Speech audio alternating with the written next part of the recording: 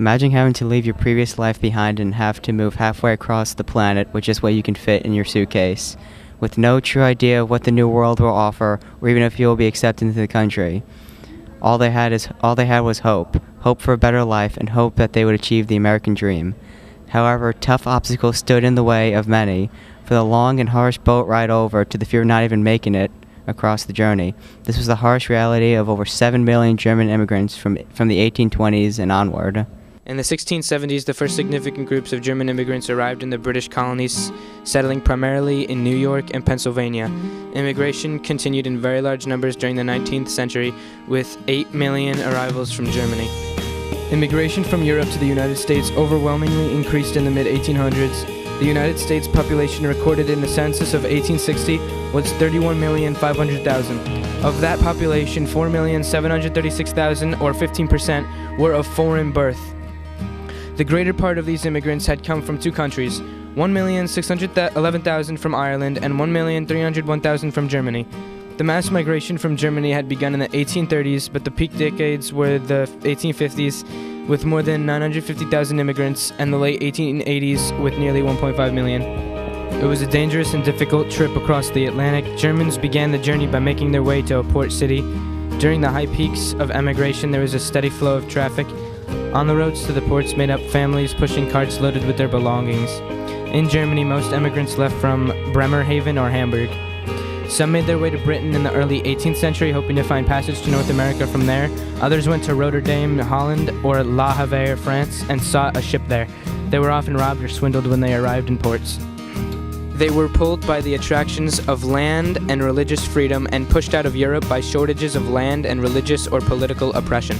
By the 1850s, New York had become the principal port of arrival for German immigrants. Many chose to stay in the east, while others moved westward along the Erie Canal through Buffalo and out to Ohio.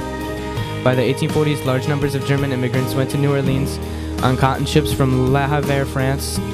The majority moved to the valleys of the upper Ohio and Mississippi rivers. By 1880, Wisconsin had more German Americans than any other state. Here, as in the East, those who settled in urban centers brought a range of crafts and professional skills, while others setting up farms brought their farming skills from Germany. In the years between 1860 and 1890, 3/5 of German immigrants moved to rural areas, while 2/5 moved to the cities. When they settled, they often established German-speaking communities, setting up their own churches, schools, newspapers, and other institutions, and keeping their cultural traditions alive in the New World. Although political turbulence and religious repression in Europe triggered small waves of German migration to the United States, most historians note that many were forced to move into cities and learn new skills. Yet, with unemployment in Germany rising, the cities did not always hold much hope. Among those who emigrated, some had few options left in Germany and sought more opportunity. Steady migrations were ongoing starting in the early 19th century. In the 1670s, the first significant groups of German immigrants arrived in British colonies, settling primarily in New York and Pennsylvania. Immigration continued in very large numbers during the 19th century, with In 1845, the German colonists who established farms in Frankenmouth pledged to keep the community exclusively German, Lutheran, and to remain faithful to Germany and the German language. German communities, or Little Germanies, developed in many large cities such as New York and Chicago. Until World War I, many German Americans lived in the German-speaking communities throughout the United States. The communities ranged from tiny rural villages to city districts. Although not all Germans lived in a German-speaking environment, it was very important to many of them to maintain their native language. German Americans took political action to make sure their children could be educated in the German language.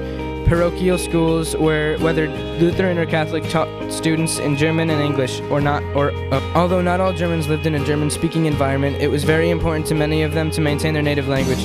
German Americans took political action to make sure their children could be educated in the German language. Parochial schools, whether Lutheran or Catholic, taught students in German and English, or only in German.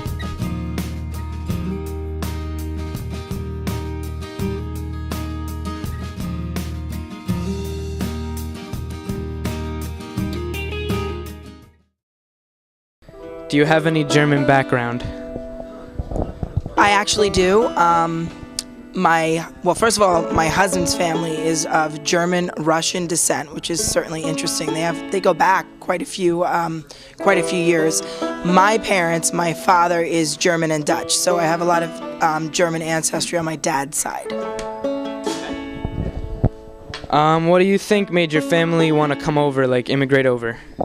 I'm not really sure because I know my dad's family, his parents were both born here in the United States, but prior to that I would think the reason would be for opportunity that didn't exist when they were in Germany back then. I know on my husband's side, even though it's not a direct descendant of me, they emigrated to Russia and then over to kind of the Midwest area, North Dakota, and they came looking for jobs and food. What do you think they did when they got to the U.S.? Weirdly enough, my husband's family settled, like I said, in the Midwest, and I guess they were used to the cold winters, which they kind of endured in Russia, so it really wasn't a big adjustment, and then a lot of them created farms in Wisconsin and Minnesota. As for my family, they settled kind of on the East Coast.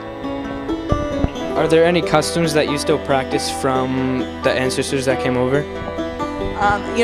Not with my family, but more with my husband's family. A lot of the food dishes that my mother-in-law makes, Krautkrugen, and other German food, she still makes, and very, very good. And what was the process? What do you think the process of coming over was like? I can only kind of gather from speaking with my mother-in-law and certain of my husband's relatives that it was, a difficult journey. But, obviously they made it here, and my mother-in-law has, 7 siblings, and my husband's father has 13 siblings, but he didn't come from Germany, just on my mother-in-law's side and my dad's side. Germans comprised about 50 million people, making them the largest self-reported ancestry group, ahead of Irish Americans, African Americans, and English Americans. German Americans established the first kindergartens in the United States, introduced the Christmas tree tradition, and originated popular American foods such as hot dogs and hamburgers. German American celebrations are held throughout the country, one of the most well-known being the German American Stuben Parade in New York City, held every 3rd Saturday in September. Also, traditional Oktoberfest celebrations and the German American Day are popular festivities.